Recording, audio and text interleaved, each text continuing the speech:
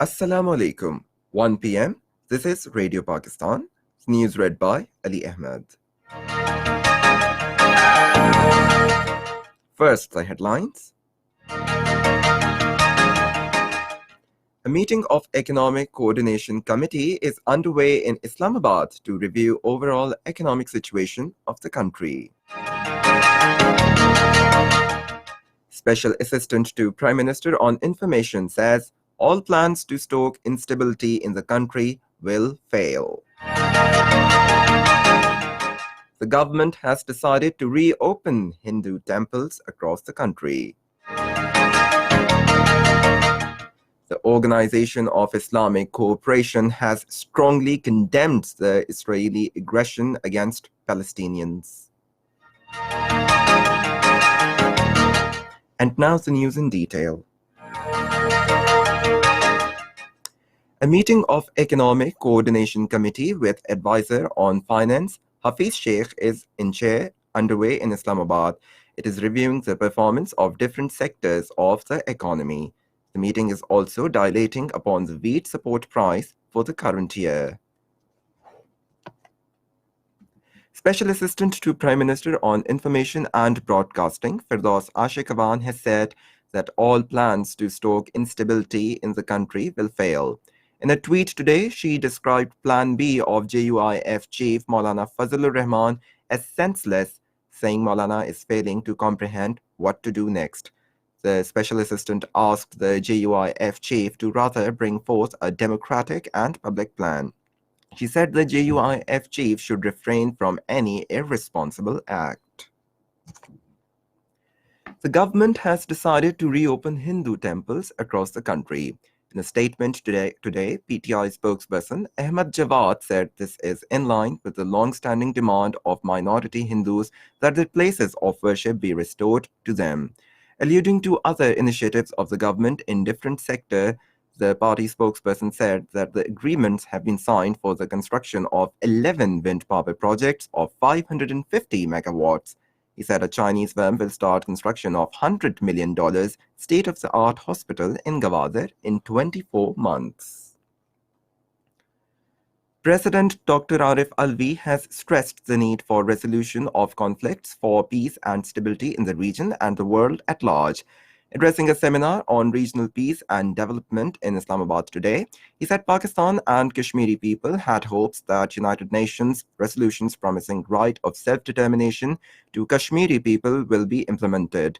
He said the nations should rise above their vested interests and work collectively for the humanity to cope with the challenges, including that of global warming. President Arif Alvi said Pakistan has overcome terrorism and the country learned from its experiences. On the Indian Supreme Court's judgment in Babri Mosque, the president said there is frustration amongst the Muslims as well as other minorities in India. Politics of the world, people should be ashamed of what is happening to the human race because we are thinking only through the lens of every nation, of our vested interests. There will be no love for humanity in general, but somewhere along the line, the population of the world is exploding. The world will not change unless it takes off its lens of only national and vested interests and looks at the interests of the broader world. Naval Chief Admiral Zafar Mahmood Abbasi, at a meeting with Qatari Prime Minister in Doha, discussed issues relating to bilateral maritime cooperation. According to the spokesperson of Pakistan Navy, the Naval Chief also held separate meetings with the Armed Forces, Chief of Staff and Commander Qatar Naval Forces and discussed matters of mutual interest with them. The Naval Chief during the meetings also highlighted Pakistan's position on Kashmir issue. In occupied Kashmir, people in the Kashmir Valley and Muslim-majority areas of Jammu region continue to observe silent protest on 101st day today. Against Indian occupation, public transport is also almost off the roads. However, thin movement of private vehicles is being observed on the roads. Shops only open for a brief period in the morning and evening. The Organization of Islamic Cooperation strongly condemned the Israeli aggression against Palestinians. In a statement, OIC held Israel accountable for the consequences of this dangerous escalation. It calling on international community to shoulder its responsibilities towards providing international protection for the Palestinian people. In Afghanistan, 7 people have been killed and 7 others injured in an explosion in Qasaba near Kabul. According to spokesman of Afghan Interior Ministry, explosion ripped through a busy road and destroyed a couple of shops and vehicles in Sarake Qasim, locality in Qasaba.